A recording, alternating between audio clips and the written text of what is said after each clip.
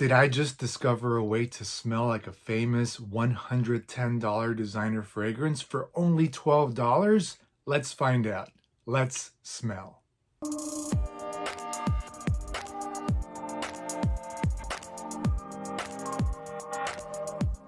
Welcome back to Stop and Smell. Thank you for subscribing, liking my videos, and leaving your comments. I greatly appreciate it. We all love Chanel fragrances, but sometimes we don't love paying those high prices. Chanel's Platinum Egoiste was released in 1993. It's a classic. It smells great, sophisticated, gentlemanly, masculine, metallic. It's a fresh, spicy green floral. I wore this a lot in the 90s and early 2000s. It was well known by everyone, including hip-hop artist Notorious B.I.G. I stay dressed to impress. The top notes are lavender, rosemary, neroli, petitgrain. Mid notes, geranium, clary sage, galbanum, jasmine.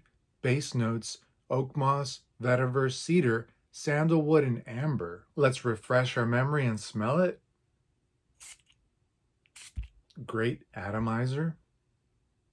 It's so masculine. It's a great signature scent. And it has been for a lot of people. Very gentlemanly, but it's not outdated. It's still very classic, like a barbershop fragrance, but very smooth, very high quality. So sexy, so attractive. But if you want to buy this either in the 1.7 or 3.47 ounce bottle, it's going to cost you $90 up to $110 at Macy's, Sephora, other stores. It comes with a price. So of course, if you could buy a fragrance for $12 that smells like it, wouldn't that be a bargain? Wouldn't that be great for some people? On a recent outing, shopping for fragrances at rack stores, I came across a fragrance that was discounted for $12. I saw this. It made me want to buy it, not for the quality or not because I knew what it was, but because more for a gag gift. I knew nothing about this fragrance. I saw it. I just picked it up and thought nothing of it. There it was in the blue box, so I picked it up. And of course, this is Mario Lopez Blue. I saw also a red version, but I picked up the blue one just to try it out. There's the bottle. I know most celebrity fragrances are not that good. They're cheap quality. They don't smell great. They don't last. And, they're probably a waste of time and a waste of money. But could this be the exception? Could this be different? Well, it was at least worth a try for me. I looked for information on the internet. I Googled it. I couldn't find much information. I did find the notes, but it wasn't on Fragrantica or any of the other fragrance websites. It doesn't mention the year it was released. It just says top notes, bergamot, neroli, lemon, heart notes, cyclamen, rosemary, cardamom, and the dry notes or base notes, tonka bean, cedar, and musk. There was a tagline to the fragrance: I love to work, but I live for my family. Mario Lopez Blue works all day long. Bring it to your work day. Like a winner. Blue never taps out. Well, from my experience, celebrity fragrances do tap out. They don't last the whole day. But maybe the reference about bringing it to your work day is bring the bottle with you so you can respray and reapply. So let's give it a chance and let's see what it smells like. The atomizer is not that great. It's not that bad either. It's just one of those atomizers that releases a cloud of air, but there is fragrance there. Just you have to spray heavy. So upon smelling it, it was a minimal alcohol blast. It wasn't too bad, but it was there. So just wait a couple seconds and then you smell it.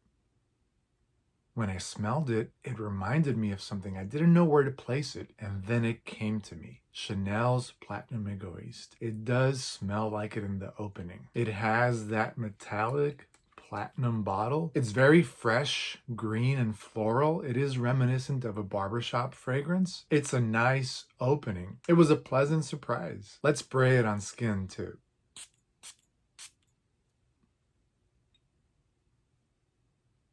Like I said, you have to wait a few seconds. Don't spray this right away because you will get that alcohol blast. But once that dissipates, the opening is very green, very floral, reminiscent of a barbershop fragrance. You get that rosemary, neroli, lavender mixed in the opening. From the opening to the mid, it stays very green, very herbal, so it's very clean. It's very masculine, yet from the mid to the dry down, it actually turns a little bit less masculine and more unisex. I believe this can be worn by both men and women. The opening is very citrusy. It's heavy with citruses, lemon, bergamot, neroli, so it's very green, citrusy, and it turns herbal into the mid. With rosemary, it becomes a little bit more unisex into the mid to the dry down, with some cardamom and the base musky cedar, so it's a floral, woody, yet herbal, but unisex fragrance. That sense of being metallic and clean is very present in the opening, but like I said, into the mid and more into the dry down, it turns more floral, but it's still not really feminine. It stays masculine. It's more of a unisex fragrance from mid to dry down. It reminds me of CK1 actually in the dry down. And of course, that's a very unisex fragrance. Mario's Blue is a combination of Chanel's Platinum Egoiste, and into the dry down, it turns into Calvin Klein's CK1. It's like combining both of these fragrances and making Mario Lopez Blue. But it stays more like Platinum Egoiste throughout the fragrance. Only in the dry down does it turn into a little bit like Calvin Klein's CK1. Obviously, Mario Lopez Blue, it's not going to last as long as Chanel. It's not going to be as high quality as Chanel. But for $12, if you want to smell close to Chanel's Platinum Egoiste, this is for someone out there. This is not going to be for everyone, obviously. If you collect fragrances and you have high quality Chanels, this is a joke to you. It's not going to be worth your time. But if you're beginning with fragrances, if you're just trying out different scents and you want to smell close to Chanel's Platinum Egoiste, this is a great starter fragrance for teenagers, for someone who just wants something inexpensive that smells clean, green, herbal, very barbershop-like. This is a good option for those people.